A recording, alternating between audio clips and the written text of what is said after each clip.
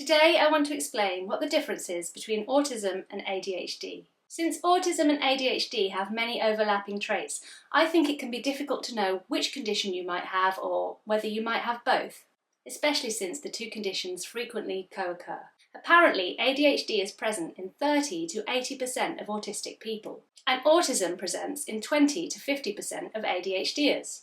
Additionally, below diagnostic threshold symptoms of the other condition can be present in both conditions, meaning that you could have a number of ADHD symptoms as an autistic person, but not meet the diagnostic criteria to be diagnosed with both. This is likely because there is evidence that autism and ADHD overlap in terms of brain function, structure, and genes. Studies involving family members of people diagnosed with either condition frequently show traits of the other condition. So someone whose sister is autistic may have ADHD traits, suggesting that both originate from the same genetic factors. I know that since being diagnosed with ADHD, I've frequently had thoughts that perhaps I don't have autism after all, or they've misdiagnosed me with ADHD because it's so similar to my autism.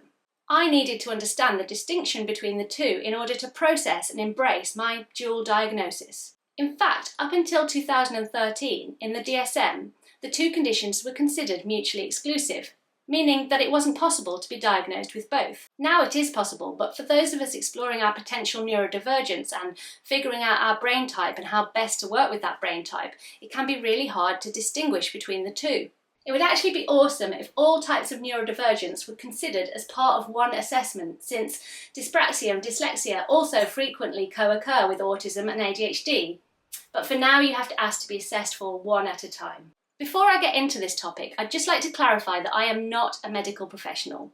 This video is based on my experience as a neurodivergent person and as the parent of neurodivergent children, and as someone who just loves to deep dive the internet and research the heck out of a topic. So, in order to separate the two conditions, let's start by looking at the DSM diagnostic criteria. The DSM-5 defines autism as causing persistent difficulties with social communication and social interaction, and restricted and repetitive patterns of behaviour, activities or interests, including sensory behaviour that limits and impairs everyday function. The same manual defines ADHD as characterised by a persistent pattern of inattention and/or hyperactivity/impulsivity that interferes with functioning or development. When you look at the actual diagnostic criteria for autism, it explains that the areas that they are looking for in assessment are, and please excuse the negative language, it's what the manual says, deficits in social emotional reciprocity. This means that in line with holistic expectations, we might not do typical back and forth conversations, intimate conversation, or respond to social interaction. Deficits in non-verbal communication. This refers to our facial expressions, eye contact, and hand gestures, again not being in line with holistic expectations. Deficits in developing, maintaining, and understanding relationships. Repetitive motor movements, speech, or use of objects. So stimming, lining stuff up, and echolalia. Insistence on sameness. I like the same sandwich every lunchtime, the same music every morning, and I don't want to change that. And restrictive, fixated interests, abnormal in intensity or focus. Don't love the way they're dissing my special interest there, and abnormal to who? And finally, sensory processing issues. Gosh, reading the way that autism is described in the diagnostic manual is not great for self-esteem. But that's what they're looking at. As for ADHD, as I explained in my ADHD diagnostic criteria video, which I'll link to in the description box below, they are looking at two areas: inattention and hyperactivity/impulsivity, and you need to tick enough symptoms in either or one of those areas to receive a diagnosis. All the symptoms in each list are evidence of either inattention or hyperactivity/impulsivity. So, where do the conditions overlap? Essentially, many ADHD symptoms are connected to executive function. Additionally, research shows that executive function is connected to autistic traits, which means that both conditions are neurodevelopmental conditions which impact executive functioning. So I think it's important to look at the overall picture rather than individual traits. And it's also important to look at the motivation for a behaviour rather than the behaviour itself. So, for example, a child might struggle with turn-taking during a board game. Through an autistic lens, this might mean that the child doesn't understand the non-verbal communication associated with knowing whose turn it is. So they're basically guessing at the social interaction needed for this game. Through an ADHD lens, the child understands the non-verbal cues, but struggles with impulsivity and hyperactivity, which prevents them from coping with the turn-taking involved in the game. In the case of this child, the overall picture of all their behaviours would need to be understood before being able to make an accurate diagnosis.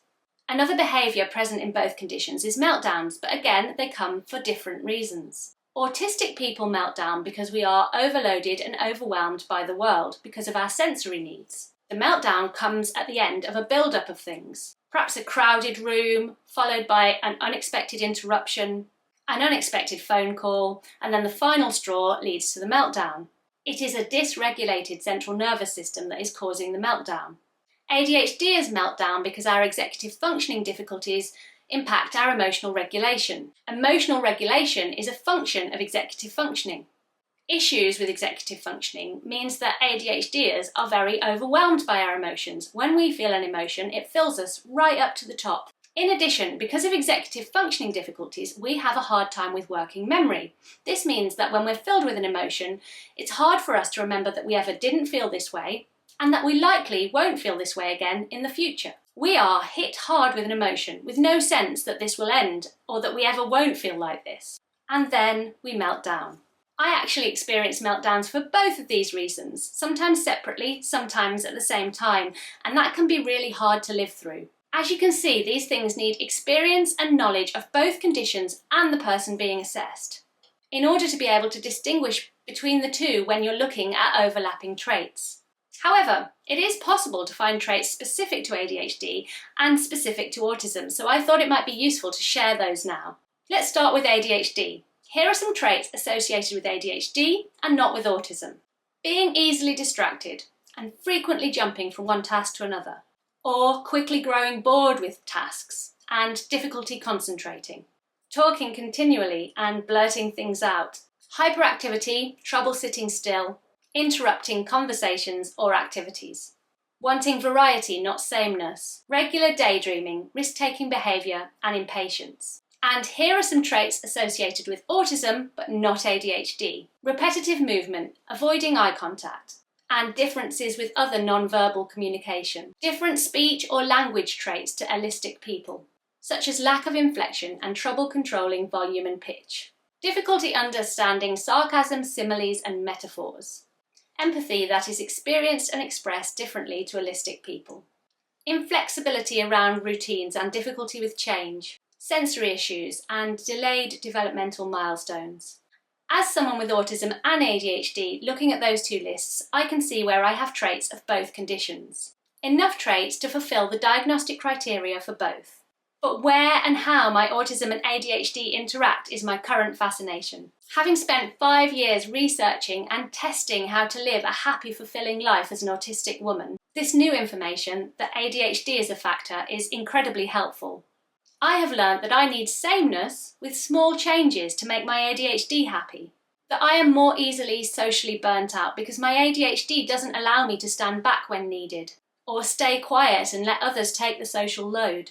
It's incredibly useful to look at both conditions and what the differences and similarities are, whether it's to support ourselves, to examine the motivation for a behaviour, or to figure out which assessment to ask our doctors for.